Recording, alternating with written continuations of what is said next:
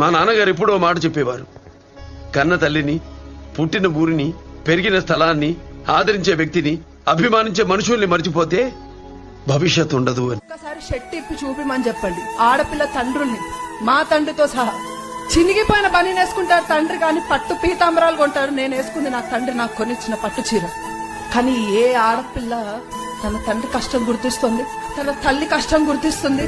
ఏ అమ్మ పొద్దున లేచి స్నానం చేసి నీ కోసం నువ్వు హెల్దీగా తినాలి అని చెప్పి నీకు చేస్తే 2 రొట్టెల్లో ఒకటి తినకపోతే మనకు ఆ తిట్లు బరువు. తండ్రి ఆలస్యంగా ఇంటికి ఎందుకు వస్తున్నావు అని అడిగినందుకు తండ్రి మనకి బరువు. 25 సంవత్సరాలు కంటికి రెప్పగా కాపాడుకున్న తండ్రి మనల్ని ప్రశ్నించడానికి తండ్రికి హక్కు లేదు. అంతేనా? మైండ్ లో 2 రన్ అవుతుంది, గెలవాలి లేదా ఓడిపోవాలి.